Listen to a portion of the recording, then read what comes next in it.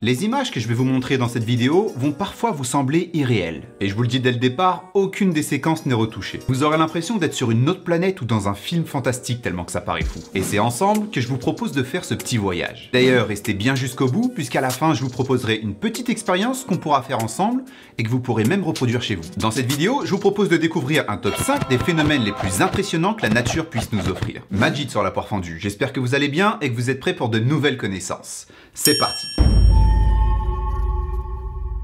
À première vue, ce lac paraît plutôt cool, et il est limite tentant pour une petite baignade par temps chaud. Et si vous décidez de voyager en Tanzanie, cette info pourrait peut-être vous sauver la vie. Ce lac, situé dans le nord du pays, a la particularité d'être très fortement chargé en sel et en bicarbonate de soude, qu'on appelle le natron. D'où son nom, lac de natron. À certaines périodes de l'année, sa température peut monter jusqu'à 60 degrés. Et comme si ça ne suffisait pas, il a un pH de 10,5, ce qui est presque aussi élevé que l'ammoniac qui a un pH de 11,6. Si le lac est aussi salé, c'est tout d'abord parce que son volume varie énormément entre les saisons sèches et les saisons de pluie. Et il devient le plus dangereux quand ces pluies cessent d'alimenter le lac. L'eau se met alors à s'évaporer en très grande quantité, ce qui fait alors que les éléments chimiques se concentrent. Et la couleur rosée qu'on peut voir est due aux organismes aquatiques qui s'y trouvent. Et pourtant, ce n'est pas à ce moment que le lac est le plus meurtrier. Le photographe Nick Brent a fait une découverte macabre en se rendant sur les lieux. Le lac change les animaux en pierre.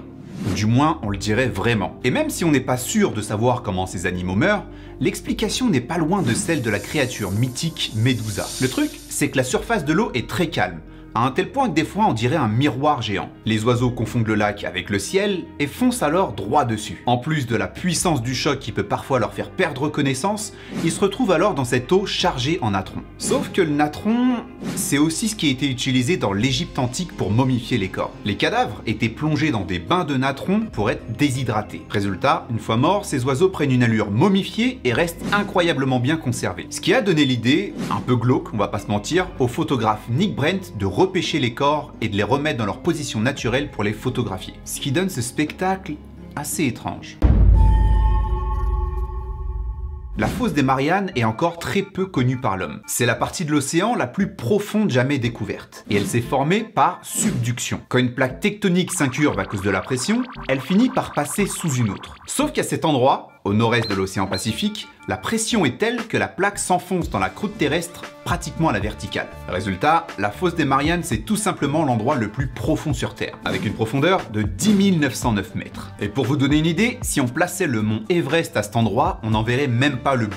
Et pourtant, le 20 novembre 2020, un submersible chinois, le Fendouzé, qui veut dire lutteur, a touché le fond. Mais dans le bon sens cette fois-ci, puisque c'est le seul à avoir pu explorer ses profondeurs tout en transmettant en direct les images à la télé. Avant lui, aucune expédition n'avait été tentée avant 1960. Sauf en 2012 quand quelqu'un tenta l'aventure. Et cette personne n'est nul autre que le réalisateur américain James Cameron. Il réussit tout de même à descendre à plus de 10 km de profondeur et filmait lui aussi, mais s'est gardé les images bien au chaud pour le documentaire qu'il préparait. Si très peu de personnes tentent l'expédition, c'est qu'il faut du matériel très avancé et adapté aux conditions très difficiles de telle profondeur. Et pour dire, la pression que doit supporter l'appareil est 1000 fois supérieure à celle que l'on trouve à la surface, et la descente, elle, dure environ 4h30. Alors même s'il est facile de s'imaginer que de grosses créatures mystiques vivent dans ces abysses, pour le moment, à cet endroit précis, qui fait quand même 400 000 km² et qui s'étend sur 2500 km, on n'y a prélevé que des organismes unicellulaires ou piésophiles, donc qui ont besoin de la pression que l'on trouve dans ces profondeurs pour pouvoir y vivre. On est donc loin de certains monstres que certains s'imaginent. Par contre, une chose super étonnante qu'on y a trouvée,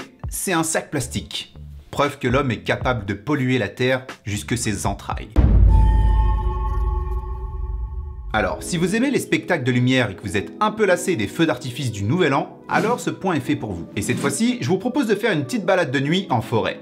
Mais faites attention où vous mettez les pieds. Ah mais non, pas besoin, puisque ce qu'on est venu visiter ici est très visible. Des champignons fluorescents. La dernière fois que j'en ai vu, c'était dans le film Avatar de James Cameron. Et ça fait du bien de savoir que notre monde est aussi surprenant que la fiction. Il existe environ 71 espèces différentes de champignons fluorescents à travers le monde, et on peut les trouver par exemple en Indonésie, au Japon ou en Australie. Alors je tiens à vous prévenir quand même, si vous décidez de manger ces champignons pour devenir phosphorescent vous-même, je vous le déconseille parce qu'ils sont pas du tout comestibles. Et la seule chose qui risque d'être phosphorescent au final, alors je trouve que c'est très cool à admirer, mais pas grand chose à dire dessus vu que très peu de recherches ont été menées sur ces champignons. Mais ça méritait tout de même sa place dans le classement. D'ailleurs, le phénomène existe aussi dans des grottes, mais pour d'autres raisons, puisque cette fois-ci ce ne sont pas des champignons, mais des Arachnocampa luminosa, une sorte de mélange entre un moustique et une araignée, et qui par réaction biochimique s'illuminent pour attirer leur proie. Si jamais l'envie de les voir en personne vous prend, c'est à Waitomo, en Nouvelle-Zélande qu'il faudra se diriger, où des visites sont organisées en traversée dans le silence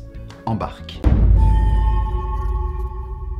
Puisqu'on était dans l'univers d'Avatar, je vous propose d'y rester encore un peu avec le numéro 4 de cette liste, les plages illuminées des Maldives. Sans doute le point de ce top qui m'impressionne le plus. Pour pouvoir l'admirer et le vivre, il faudra se rendre à Vadou, qui est à la base une des îles inhabitées des Maldives et qui a été aménagée pour les plongeurs du monde entier et les touristes qui s'y rendent pour voir cette mer surnommée la mer d'étoiles. Et ce surnom n'a pas été volé comme vous pouvez le voir. Pour expliquer le phénomène, beaucoup parlent de phytoplancton, ou plus précisément d'algues microscopiques qu'on trouve dans les phytoplanctons. Ces algues, qu'on appelle Nautiluca miliaris, produisent de la lumière chaque fois qu'elles sont stimulées. Ce qui explique qu'on peut les voir dans les vagues, quand on agite l'eau avec nos mains, quand on marche sur le sable, ou encore, et là faudrait vraiment être chanceux pour voir les deux en même temps, quand les dauphins se décident à venir nager au moment du phénomène à côté de vous. Et oui, parce que bien que ce phénomène soit naturel, il ne se produit pas tous les ans, mais peut être observé tous les 5 ans environ, lorsque les conditions sont réunies, à savoir une eau suffisamment chaude et une bonne présence de sel dans l'eau. Ce qui est étonnant quand on sait qu'on peut aussi voir ce phénomène en Belgique, qui n'est pas forcément l'endroit auquel on pense quand on parle d'eau chaude. Mais au moins, si vous avez la flemme d'aller aussi loin pour admirer ces vagues fluorescentes,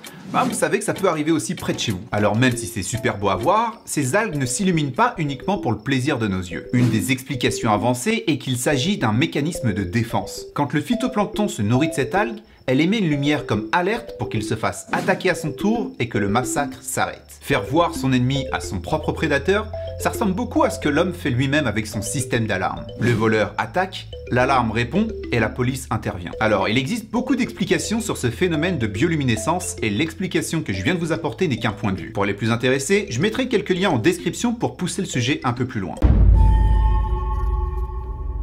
En vous racontant ce dernier point, vous aurez l'impression que je vous parle d'une scène de Bob l'éponge. De l'eau dans de l'eau. Et pourtant, c'est bien réel. Et cette fois-ci, c'est dans la péninsule de Yucatan, au Mexique, qu'il faudra aller. À première vue, l'endroit ne paye pas de mine. Mais ne vous fiez pas aux apparences. Ce petit point d'eau là est ce qu'on appelle un cénote. Et d'ailleurs, ça n'a rien d'un petit point d'eau puisqu'il s'agit d'un gouffre créé par l'effondrement du plafond d'une grotte et peut aller jusqu'à une centaine de mètres de profondeur. À la différence des autres cénotes, celui-ci a quelque chose de bien particulier. Une fois sous l'eau, on se rend compte qu'il existe une sorte de rivière à l'intérieur même de l'eau. Comment c'est possible? En fait, en plongeant sous l'eau, on se rend compte qu'on peut nager dans environ 25 mètres de profondeur d'eau douce et translucide. Mais au fur et à mesure qu'on se rapproche du fond, ce qu'on prenait pour une surface dure est en fait une sorte de brume mouvante qui donne justement l'impression d'être une rivière qui contourne les branches et troncs d'arbres posés sur le côté. Cette surface est d'une épaisseur de 3 mètres environ et est composée de substances toxiques qui sont en fait des déchets organiques qui se sont désagrégés au fur et à mesure des années. Et comme une porte vers un autre monde, les plus courageux à l'avoir traversé pour la première fois ont pu voir la partie la plus grande de ce trou. 50 mètres de profondeur d'eau qui provient directement de l'océan. Dans ce cénote, il y a donc 3 couches. Celle de l'eau pure, celle de la brume, qui est en fait du sulfure d'hydrogène, et celle de l'eau salée de l'océan. L'eau salée étant plus dense que l'eau douce, elle se retrouvera naturellement en dessous d'elle. Et bien que ce phénomène soit particulier avec le sulfure d'hydrogène coincé entre les deux couches, sachez qu'il est tout à fait possible de reproduire l'expérience à la maison. Donc, parce qu'il est compliqué de voyager en ce moment, je vous propose de faire l'expérience ensemble. J'ai mis dans ce verre de l'eau, à laquelle j'ai ajouté beaucoup de sel.